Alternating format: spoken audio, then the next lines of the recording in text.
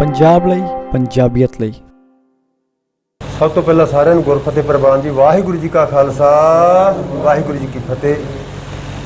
ये सिख धर्मी फौजी जून 1984 जिस टाइम ते दरबार साहब ते हमला होया उस टाइम ते सिख रेजिमेंटा ने पंजाब रेजिमेंट जिन्ने भी सिख फौजी सके उन्होंने मजबूर होना पिया बगावत कर ली, क्योंकि दरबार साहब ते तोपां नाल टैंकां नाल जिहड़ी मौजूदा गौरमेंट सी कांग्रेसी उन्होंने हमला कर दिता। साडे काल तख्त नूं ढह ढेरी कर दिता, टैंकां नाल हमला करता, एयर अटैक कर दिते, जो कि सिखां दे जिहड़े हिरदे सी बलूंदरे गए। उस टाइम ते 6000 दे प्लस धर्मी फौजियां ने बगावत कर दी, अपना सारा असला लैके हथियार लैके दरबार साहब नूं चाले पा दिते जी। रास्ते में अलग अलग जगह घेरे गए, मुकाबले हो गए। 50 तो प्लस साडे जिहड़े धर्मी फौजी शहीद होए आ। बाकी इन्होंने सारिਆਂ ने फड़ के उन्होंने धर्मी फौजियों नूं एक कैंपां विच रखिया 1.5 साल तक, 15 तो 18 महीने तक। उस तो बाद इन्होंने 2 साल तो लैके 20 साल तक धर्मी फौजियों नूं सज़ा दी। सज़ा कट्टण तो उपरंत जिस टाइम ते BP सिंह प्रधानमंत्री बनया उन्होंने धर्मी फौजियों नूं पंजाब गौरमेंट की केंद्र गौरमेंट की अलग अलग जगह ते सारिਆਂ ਨੂੰ नौकरी, सारिਆਂ तो नहीं कह सकते, नौकरियां दित्तियां, जिहदे विच 114 पहले 122 सी, हुण 114 धर्मी फौजी रह गए जिन्होंने नौकरी नहीं मिली। वो जिस टाइम ते असीं जेल दे विच उस टाइम ते बरनाला सरकार सी, उन्होंने साडा 500 रुपया एक भत्ता लाया सीगा, MMG ग्रांट जिहनूं कहंदे असीं। वो 500 रुपया सानूं मंथली मिलता सीगा, वो हौली 500 तो वधदा वधदा वधदा 10,000 तक पहुँच गया। ਜਿਹੜਾ ਕਿ ਇਸ ਮਹਿੰਗਾਈ ਦੇ ਸਮੇਂ ਦੇ ਵਿੱਚ 10,000 ਰੁਪਈਆ ਬਹੁਤ ਘੱਟ ਹੈ, ਕਿਉਂਕਿ ਅੱਜ ਇੱਕ ਸਿਪਾਹੀ ਨੋਰਮਲ ਪੈਨਸ਼ਨ ਆਉਂਦਾ ਉਹ 40-50 ਹਜ਼ਾਰ ਰੁਪਈਆ ਪੈਨਸ਼ਨ ਲੈ ਰਿਹਾ। ਇੱਕ ਧਰਮੀ ਫੌਜੀ ਜਿਨ੍ਹਾਂ ਨੇ ਆਪਣੇ ਕੌਮ ਦੀ ਖਾਤਰ ਆਪਣੇ ਧਰਮ ਦੀ ਖਾਤਰ ਸਭ ਕੁਝ ਵਾਰਤਾ, ਆਪਣੀਆਂ ਨੌਕਰੀਆਂ ਛੱਡਤੀਆਂ, ਆਪਣੇ ਪਰਿਵਾਰਾਂ ਦੇ ਵੀ ਬੱਚਿਆਂ ਦੀ ਪੜ੍ਹਾਈਆਂ ਦਾ ਕਿੰਨਾ ਕੁਝ ਹੋ ਗਿਆ, ਬੱਚੇ ਵੀ ਉਹਨਾਂ ਦੇ ਪੜ੍ਹਨੋਂ ਰਹਿ ਗਏ, ਇੰਨਾ ਨੁਕਸਾਨ ਹੋਇਆ। ਤੇ ਉਹਨਾਂ ਨੂੰ ਇੱਕ ਮਾਮੂਲੀ ਜਿਹਾ 10,000 ਰੁਪਈਆ ਪੰਜਾਬ ਗੌਰਮੈਂਟ ਦੇ ਰਹੀ ਆ। ਅਸੀਂ ਪੰਜਾਬ ਗੌਰਮੈਂਟ ਨੂੰ ਦੁਬਾਰਾ ਬੇਨਤੀ ਕਰਾਂਗੇ ਕਿ ਜਿਹੜੇ ਧਰਮੀ ਫੌਜੀ ਆ ਇਹਨਾਂ ਨੂੰ ਘੱਟੋ ਘੱਟ 25,000 ਰੁਪਈਆ ਤੁਸੀਂ ਮੰਥਲੀ ਦੇਵੋ, ਤਾਂ ਕਿ ਉਹਨਾਂ ਨੂੰ ਥੋੜ੍ਹਾ ਜਿਹਾ ਰਾਹਤ ਮਿਲ ਸਕੇ। ਅਸੀਂ ਇਸ ਗੌਰਮੈਂਟ ਦੇ ਜਿੰਨੇ ਕੈਬਨਿਟ ਮੰਤਰੀ ਬਣੇ ਆ ਕੋਈ ਨਹੀਂ ਛੱਡਿਆ, ਹਰ ਇੱਕ ਨੂੰ ਮਿਲੇ ਆ, ਹਰ ਇੱਕ ਨੇ ਬਾਹਾਂ ਖੜੀਆਂ ਕਰਤੀਆਂ ਕਿ ਕੈਪਟਨ ਸਾਹਿਬ ਨੂੰ ਮਿਲਾਉਣਾ ਜਾਂ ਤੁਹਾਡਾ ਕੰਮ ਕਰ ਦੇਣਾ, ਇਹ ਸਾਡੇ ਬਾਜ਼ਾਰ ਨੂੰ ਸਾਡੇ ਹੱਥ ਖੜੇ ਆ। ਸਿੱਧੂ ਸਾਹਿਬ ਇਹਨਾਂ ਨੂੰ ਮਿਲੇ ਸੀ ਚੰਡੀਗੜ੍ਹ ਜਾ ਕੇ, ਸੁਖੀ ਰੰਧਾਵਾ ਇਹਨਾਂ ਨੂੰ ਚੰਡੀਗੜ੍ਹ 2 ਵਾਰੀ ਜਾ ਕੇ ਮਿਲੇ, ਰਾਣਾ ਸੋਢੀ ਖੇਡ ਮੰਤਰੀ ਉਹਨਾਂ ਨੂੰ ਮਿਲੇ, ਮਨਪ੍ਰੀਤ ਬਾਦਲ 3-4 ਵਾਰੀ ਉਹਨਾਂ ਨੂੰ ਜਾ ਕੇ ਉਹਨਾਂ ਦੇ ਘਰ ਮਿਲੇ ਆਪਣੇ ਚੰਡੀਗੜ੍ਹ ਜਾ ਕੇ। ਤਿੰਨ ਕੁ ਵਾਰੀ ਅਸੀਂ ਕੈਪਟਨ ਸਾਹਿਬ ਦੇ ਸੀਸਵੈਲ ਪਟਿਆਲਾ ਵਿਖੇ ਵੀ ਗਏ, ਉੱਥੇ ਵੀ OSDਆਂ ਨੂੰ ਮਿਲੀ, ਸਾਡੀ ਕਿਸੇ ਨੇ ਮਿਲੇ ਅਸੀਂ, ਉੱਥੇ ਕਿਸੇ ਨੇ ਸਾਡੀ ਸੁਣਵਾਈ ਨਹੀਂ ਕੀਤੀ। ਜਿੰਨੇ ਇਹਨਾਂ ਦੇ OSD 3-4 ਉੱਥੇ ਚੰਡੀਗੜ੍ਹ ਵੀ ਵਹਿੰਦੇ ਆ ਉਹਨਾਂ ਨੂੰ ਵੀ ਮਿਲੇ, ਜਿੰਨੇ ਮਿਲਟਰੀ ਅਫਸਰ ਉਹਨਾਂ ਨਾਲ ਵੀ ਗੱਲ ਕੀਤੀ। ਅਸੀਂ ਕਿਹਾ ਵੀ ਸਾਡਾ ਜਿਹੜਾ ਸੁਨੇਹਾ ਕੈਪਟਨ ਸਾਹਿਬ ਤੱਕ ਪਹੁੰਚਾ ਦਿਓ ਜਾਂ ਸਾਨੂੰ ਧਰਮੀ ਫੌਜੀਆਂ ਨੂੰ ਮਿਲਾ ਦਿਓ। ਉਹ ਕਹਿੰਦੇ ਅਸੀਂ ਮਿਲਾ ਹੀ ਨਹੀਂ ਸਕਦੇ, ਸਾਨੂੰ ਹੁਕਮ ਹੀ ਨਹੀਂ ਹੈਗਾ ਕਿ ਅਸੀਂ ਕਿਸੇ ਨੂੰ ਬੰਦੇ ਨੂੰ ਕੈਪਟਨ ਸਾਹਿਬ ਤੱਕ ਮੁੱਖ ਮੰਤਰੀ ਤੱਕ ਮਿਲਾ ਦਈਏ। ਅਸੀਂ ਕਿਹਾ ਨਹੀਂ ਮਿਲਾ ਸਕਦੇ, ਸਾਡਾ ਕੰਮ ਹੀ ਕਰ ਦਿਓ। ਇਸ ਇੱਕ ਮਾਮੂਲੀ ਸਾਨੂੰ 10,000 ਰੁਪਈਆ ਮਿਲਦਾ, 114 ਬੰਦੇ ਗੌਰਮੈਂਟ ਨੂੰ ਕੋਈ ਫਰਕ ਨਹੀਂ ਐਡਾ ਪੈਂਦਾ ਹੈਗਾ। 114 ਬੰਦਿਆਂ ਨੂੰ ਜੇ 25,000 ਰੁਪਈਆ ਦੇਵੇ, 10,000 ਰੁਪਏ 15,000 ਰੁਪਈਆ ਹੋਰ ਵਧਾ ਕੇ ਦੇ ਸਕਦੇ। ਸਾਡਾ ਥੋੜ੍ਹਾ ਜਿਹਾ ਜਿਹੜਾ ਮਾਲੀ ਆ ਜਿਹੜਾ ਸਹਾਇਤਾ ਉਹ ਥੋੜ੍ਹੀ ਠੀਕ ਹੋ ਜੂਗੀ ਸਾਡਾ। ਪਰ ਅਸੀਂ ਬਹੁਤ ਘੁੰਮੇ ਫਿਰੇ, ਸਾਡਾ ਕਿਸੇ ਨੇ ਸੁਣਵਾਈ ਨਹੀਂ ਕੀਤੀ। ਅਸੀਂ ਕੈਪਟਨ ਸਾਹਿਬ ਨੂੰ ਫੇਰ ਦੁਬਾਰਾ ਬੇਨਤੀ ਕਰਦੇ ਹਾਂ ਕਿ ਧਰਮੀ ਫੌਜੀਆਂ ਦੀ ਸੁਣਵਾਈ ਕਰੋ, ਕਿ ਜਿਨ੍ਹਾਂ ਨੂੰ ਨੌਕਰੀ ਨਹੀਂ ਮਿਲੀ ਉਹ ਘਰ ਵਿੱਚ ਬੇਰੁਜ਼ਗਾਰ ਬੈਠੇ ਆ, 114 ਬੰਦੇ ਆ, ਉਹਨਾਂ ਨੂੰ ਘੱਟੋ ਘੱਟ ਤੁਸੀਂ 25,000 ਰੁਪਈਆ ਤਾਂ ਦਿਓ। ਜੇ ਸਾਨੂੰ ਨਹੀਂ ਮਿਲਣਾ ਸਾਡਾ ਜਿਹੜਾ ਭੱਤਾ ਉਹ ਤਾਂ ਵਧਾ ਦਿਓ ਸਾਨੂੰ। ਅਸੀਂ ਬੜੇ ਗੇੜੇ ਮਾਰ ਚੁੱਕੇ, ਸਾਡੀਆਂ ਵੀ ਬਾਹਾਂ ਖੜੀਆਂ ਹੋ ਚੁੱਕੀਆਂ ਇਹਨਾਂ ਦੇ ਕੈਪਟਨ ਮੰਤਰੀਆਂ ਦੇ ਪਿੱਛੇ ਘੁੰਮ ਕੇ ਵੀ ਸਾਡਾ ਜਿਹੜਾ ਆਹ ਹੱਕ ਸਾਡਾ ਬਣਦਾ ਦੇਵੋ, ਲੇਕਿਨ ਸਾਡੀ ਕਿਸੇ ਨੇ ਸੁਣਵਾਈ ਨਹੀਂ ਕੀਤੀ। ਤੇ ਅਸੀਂ ਫੇਰ ਦੁਬਾਰਾ ਬੇਨਤੀ ਕਰਾਂਗੇ ਕੈਪਟਨ ਸਾਹਿਬ ਨੂੰ ਵੀ ਅਸੀਂ ਜਿਹੜਾ ਸਾਡਾ ਧਰਮੀ ਫੌਜੀਆਂ ਦਾ ਮਾਣ ਸਤਿਕਾਰ ਬਣਦਾ ਉਹ ਦਿੱਤਾ ਜਾਵੇ। ਅਸੀਂ ਤੁਹਾਡੇ ਬਹੁਤ ਤਹਿ ਦਿਲੋਂ ਧੰਨਵਾਦੀ ਹੋਵਾਂਗੇ। ਵਾਹਿਗੁਰੂ ਜੀ ਕਾ ਖਾਲਸਾ ਵਾਹਿਗੁਰੂ ਜੀ ਕੀ ਫਤਿਹ। ਸ਼੍ਰੀ ਮੈਂ ਬਲਦੇਵ ਸਿੰਘ ਧਰਮੀ ਫੌਜੀ ਬੋਲਦਾ। 1984 ਦੇ ਵਿੱਚ ਧਰਮੀ ਫੌਜੀਆਂ ਨੇ ਜੋ ਦਰਬਾਰ ਸਾਹਿਬ ਦੇ ਉੱਤੇ ਅਟੈਕ ਹੋਇਆ ਸੀ ਉਹਦਾ ਦੁੱਖ ਨਾ ਸਹਾਰਦੇ ਹੋਏ ਸਾਰਿਆਂ ਨੇ ਬਗਾਵਤ ਕਰ ਦਿੱਤੀ। ਆਪਣਾ ਅਸਲੇ ਸਮੇਤ ਹਥਿਆਰ ਮਿਨੀਸ਼ਨ ਲੈ ਕੇ ਅਸੀਂ ਉੱਥੋਂ ਰੋਸ ਵਜੋਂ ਚਾਲੇ ਪਾ ਦਿੱਤੇ। ਰਸਤੇ ਦੇ ਵਿੱਚ ਕਈ ਥਾਈਂ ਸਾਡੇ ਇਹਨਾਂ ਨੇ ਰੋਕਣ ਦੀ ਕੋਸ਼ਿਸ਼ ਕੀਤੀ, ਗੋਲੀਆਂ ਵੀ ਚਲਾਈਆਂ ਸਾਡੇ ਉੱਤੇ। ਤੇ ਤਕਰੀਬਨ ਸਾਡੇ 9 ਸਿੱਖ ਦੇ 13 ਸਿੰਘ, 14 ਪੰਜਾਬ ਦੇ 17 ਸਿੰਘ ਤੇ ਬਾਕੀ ਜਿਹੜੇ कोई तकरीबन 19-20 आदमी सेंटर के जोड़े वो शहीद होए आ। 15-16 महीने साड़ी इनकुआरी चलती रही आ, उत्थे सानू हवालाटां दे विच इन्हां ने बंद रखिया। उस तो बाद जदों असीं रस्ते साडा इन्हां दे नाल मुकाबला हो गया, ਉਹਦੇ ਵਿੱਚ ਸਾਡੇ ਜਦੋਂ ਸਿੰਘ ਇਹਨਾਂ ਨੇ ਸ਼ਹੀਦ ਕਰਤੇ, ਉਸ ਤੋਂ ਬਾਅਦ ਵਿੱਚ ਤਕਰੀਬਨ ਸਾਨੂੰ ਫਿਰ ਇਹਨਾਂ ਨੇ ਜਾ ਕੇ ਹਵਾਲਾਟਾਂ ਦੇ ਵਿੱਚ ਬੰਦ ਕਰ ਦਿੱਤਾ ਤੇ ਅਲੱਗ-ਅਲੱਗ ਹਰੇਕ ਆਦਮੀ ਨੂੰ ਕਿਸੇ ਨੂੰ 2 ਸਾਲ ਤੋਂ ਲੈ ਕੇ 20 ਸਾਲ ਤੱਕ ਸਜ਼ਾਵਾਂ ਸਖਤ ਸੁਣਾ ਕੇ ਤੇ ਪੰਜਾਬ ਦੀਆਂ ਜੇਲ੍ਹਾਂ ਦੇ ਵਿੱਚ ਭੇਜ ਦਿੱਤਾ। ਇੱਥੇ ਆਣ ਕੇ ਤਕਰੀਬਨ ਹਰ ਇੱਕ ਆਦਮੀ ਆ ਜਿਨ੍ਹਾਂ ਨੇ चलो इस श्रोमणी कमेटी ने इतों वकील भेजे, को साड़ी सज़ा जी वो कटी गई तो तकरीबन फिर भी 91-92 तक तकरीबन सारे सिंह जिहड़े ही वो रिहा हो चुके सी। उस तो बाद श्रोमणी कमेटी ने जदों इन्हां नूं नौकरियां वास्ते कहा तो बिल्कुल डी ग्रुप दे विच नौकरियां दित्तियां, सेवादारी दी चाहे टास्क फोर्स दे विच, जो कि कोई हौलदार ही उस टाइम पर, कोई नायक ही, कई आदमियों ने वो नौकरी में प्रवान ही नहीं किया। तो क्योंकि तनख्वाहां जिहड़ियां हुण भी ये दे रहे आ श्रोमणी कमेटियां दे, कई दे बच्चे जिहड़े उन्हां दे लगे आ श्रोमणी कमेटी दे विच, उन्हां दी 7-8 हज़ार रुपया स्टार्टिंग, चाहे 5-6 हज़ार रुपया स्टार्टिंग तनख्वाह, जिहदे नाल वो बच्चे तकरीबन नौकरी वाले बन्ने श्रोमणी कमेटी दे विच मन ही नहीं करते। बाकी थोड़े दिनों की गल आ, साडे सिंह जाके बीबी नूं मिले सी, बीबी जगीर कौर नूं, पर बीबी जी ने अगों ये जवाब दिता कि ये मते ते असीं इवें किवें इन्हां मतिआं दी कोई गल ही नहीं की। पर बड़े अफसोस की गल आ कि 17 सन दे विच गोबिंद सिंह लौंगोवाल श्रोमणी कमेटी का प्रधान सी, उन्हां ने 5 सिंह साहबान, श्रोमणी कमेटी सारे मैंबर साहबान ते गुरु ग्रंथ साहब की हजूरी दे विच मता पास किया 114 आदमियों का। वो इस तरीके के नाल कि 309 आदमियों को सख्त सजावां दित्तियां गईयां, जनरल कोर्ट मार्शल करके इन्हां नूं सख्त सजावां दे के जेलों में भेज दिता सी। उस तो बाद VP सिंह की सरकार बनी, उन्होंने नौकरियां देतियां, 114 आदमी रह गए। कुछ आदमियों को श्रोमणी कमेटी की नौकरी मिल गई, कुछ नूं सरकारी नौकरी सेंट्रल गौरमेंट मिल गई, कुछ नूं पंजाब गौरमेंट की नौकरी मिली।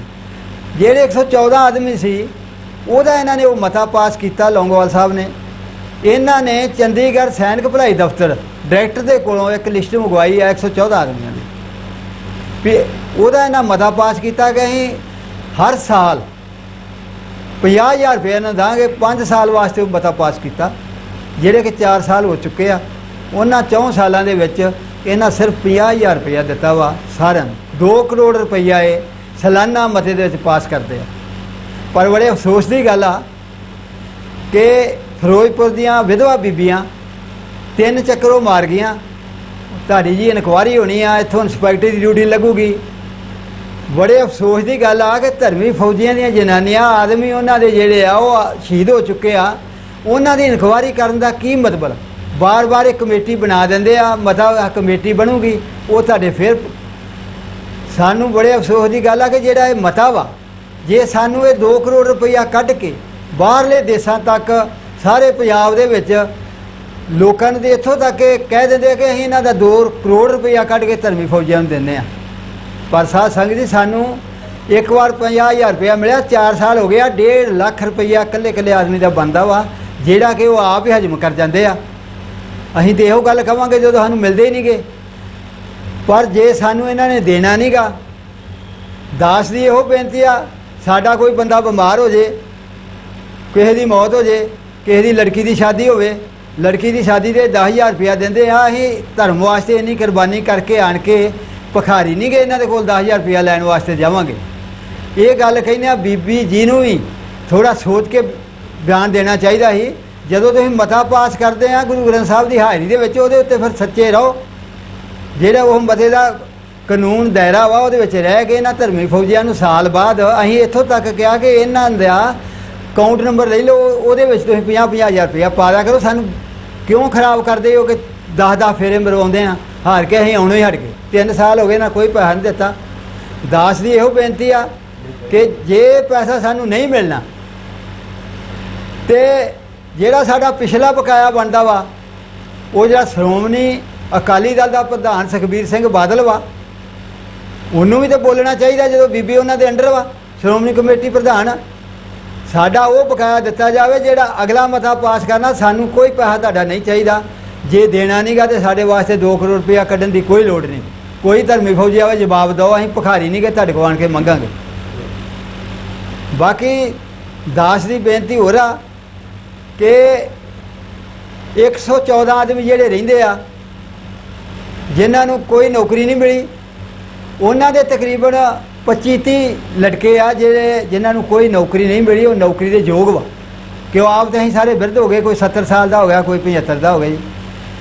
ਕੈਪਟਨ ਸਾਹਿਬ ਨੂੰ ਇੰਨਾ ਤਾਂ ਚਾਹੀਦਾ ਨਾ, ਜਿਹੜੀ ਸਾਡੀ ਪੈਨਸ਼ਨ MMG ਗ੍ਰਾਂਟ ਦਿੰਦੇ ਇਹਨੂੰ ਮੰਥਲੀ ਮੇਨਟੇਨੈਂਸ ਗ੍ਰਾਂਟ ਕਹਿੰਦੇ ਆ, ਮਹਿੰਗਾਈ ਭੱਤੇ ਵਾਸਤੇ 10,000 ਰੁਪਈਆ। ਇਹ ਵੀ ਸਾਧ ਸੰਗਤ ਜੀ ਇਸ ਤਰੀਕੇ ਦੇ ਨਾਲ ਮਿਲਦੀ ਰਹੀ ਸਾਨੂੰ। ਸਭ ਤੋਂ ਪਹਿਲਾਂ ਬਰਨਾਲਾ ਸਾਹਿਬ ਨੇ 500 ਰੁਪਈਆ ਲਾਇਆ, 500 ਤੋਂ ਬਾਅਦ ਫਿਰ ਹੋ ਗਈ ਸਾਡੀ 1500 ਰੁਪਈਆ। ਇਹ 1500 ਰੁਪਈਆ ਰਹੀ 97 ਤੱਕ। 97 ਤੋਂ ਬਾਅਦ ਸਾਡਾ ਆਇਆ 3000, ਇਹ ਸਾਡਾ ਰਿਹਾ 13 ਤੱਕ। 3000 ਰੁਪਈਆ, 100 ਰੁਪਈਆ ਦਿਹਾੜੀ।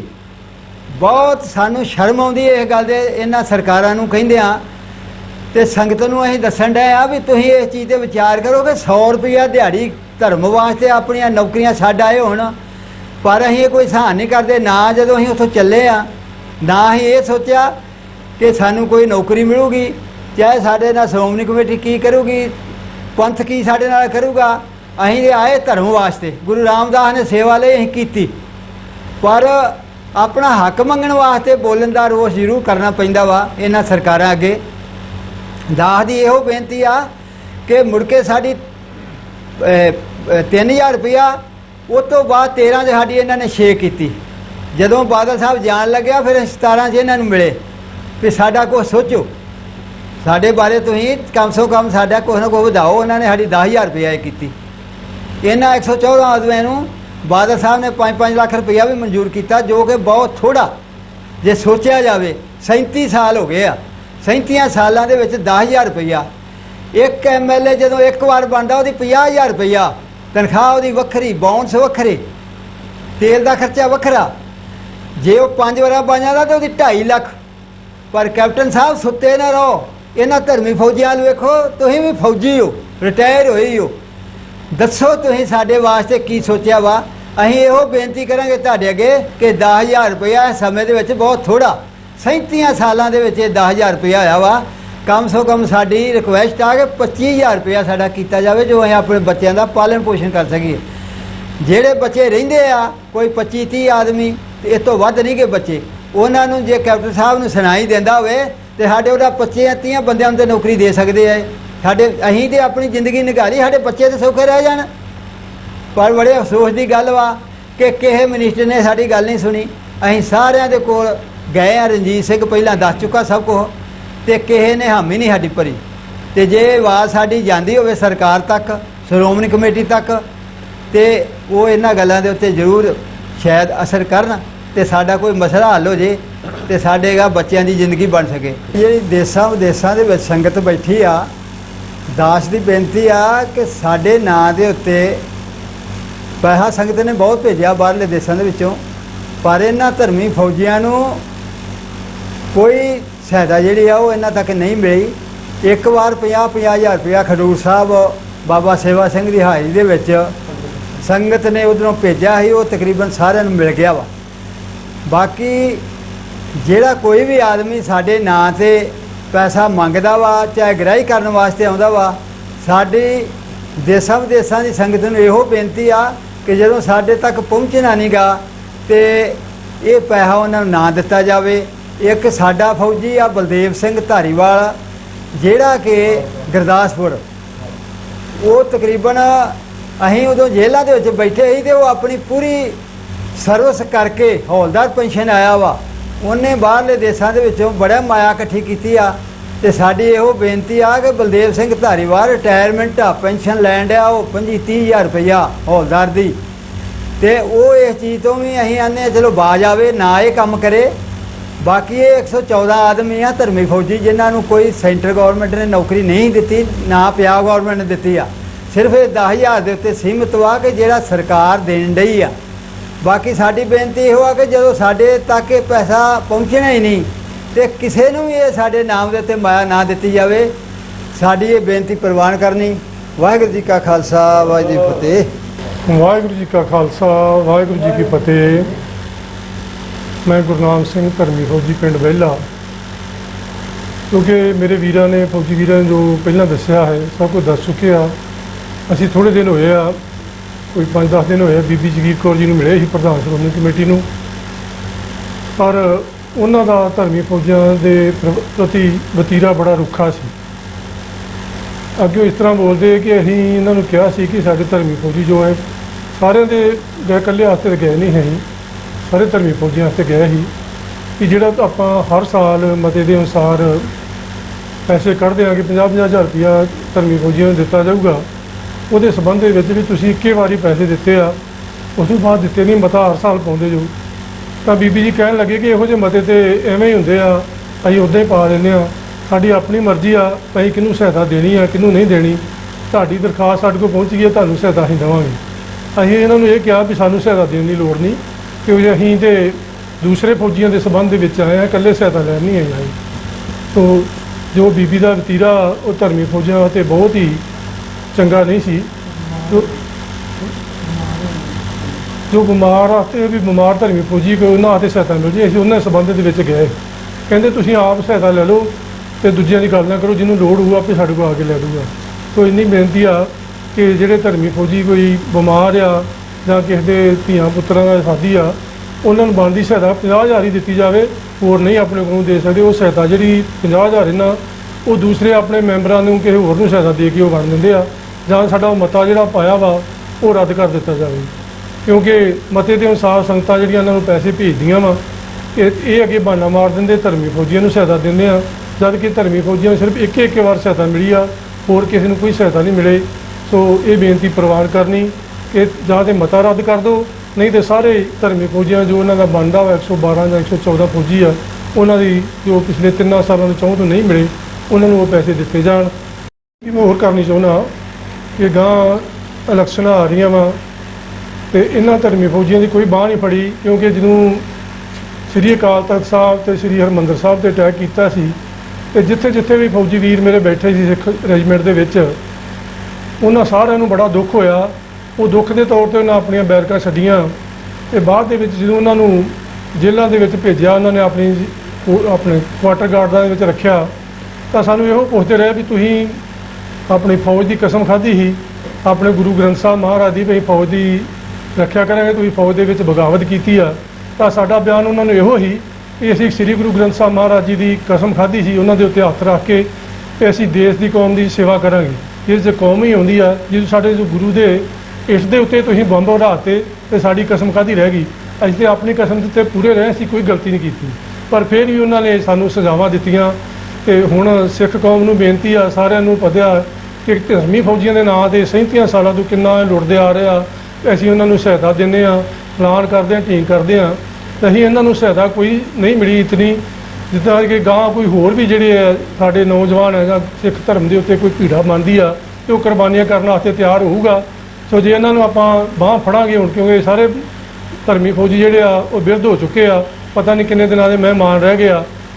ਮੇਰੀ ਤਾਂ ਇਹੋ ਬੇਨਤੀ ਆ ਕਿ ਜੇ ਇਹ ਬਾਂਹ ਫੜਦੇ ਆ ਤਾਂ ਵੋਟਾਂ ਇਹਨਾਂ ਨੂੰ ਪਾਈਆਂ ਜਾਣ, ਨਹੀਂ ਤੇ ਹੋਰ ਕਿਸੇ ਪਾਰਟੀ ਨੂੰ ਇਹਨਾਂ ਦੇ ਬਰਖਲਾਫ ਆਪਾਂ ਸਾਰੇ ਭੁਗਤੀਏ। ਸਿੱਖ ਸੰਗਤ ਨੂੰ ਬੇਨਤੀ ਆ ਕਿ ਤੁਸੀਂ ਵੀ ਸਾਡੀ ਮਦਦ ਕਰੋ। 2022 ਦੇ ਵਿੱਚ ਵੋਟਾਂ ਆਉਣੀਆਂ ਵਾ ਅਤੇ ਤੁਸੀਂ ਇਹਦਾ ਲਿਹਾਜ਼ ਕਰਕੇ ਹਿਸਾਬ ਨਾਲ ਕਿ ਜੇ ਸਾਡੀ ਸਹਾਇਤਾ ਧਰਮੀ ਫੌਜੀਆਂ ਦੀ ਕਰਦੇ ਆ, ਨਹੀਂ ਤੇ ਅਸੀਂ ਦੂਸਰੀ ਪਾਰਟੀ ਦੀ ਮਦਦ ਕਰਾਂਗੇ। ਇਹਨਾਂ ਦੇ ਬਰਖਲਾਫ ਜਿੱਥੇ ਵੀ ਇਹ ਆਪਣੇ ਇਜਲਾਸ ਕਰਨਗੇ ਅਸੀਂ ਆਪਣੇ ਨਾਅਰੇਬਾਜ਼ੀ ਕਰਾਂਗੇ। ਸੋ ਇੰਨੀ ਬੇਨਤੀ ਮੇਰੀ ਪ੍ਰਵਾਨ ਕਰਨੀ।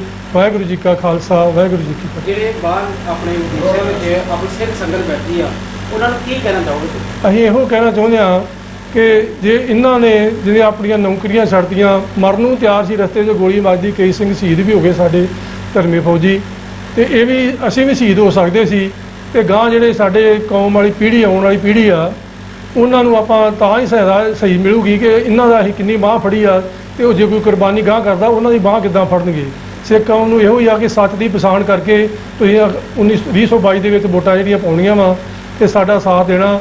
ਅਸੀਂ ਵੀ ਤੁਹਾਡੇ ਨਾਲ ਜਿੰਨੀ ਸਾਡੀ ਉਮਰ ਹੈਗੀ ਸਾਥ ਪੰਜਾਬ ਲਈ, ਦੇਵਾਂਗੇ। ਪੰਜਾਬੀਅਤ ਵਾਹਿਗੁਰੂ ਜੀ ਲਈ। ਕਾ ਖਾਲਸਾ, ਵਾਹਿਗੁਰੂ ਜੀ ਕੀ ਫਤਿਹ।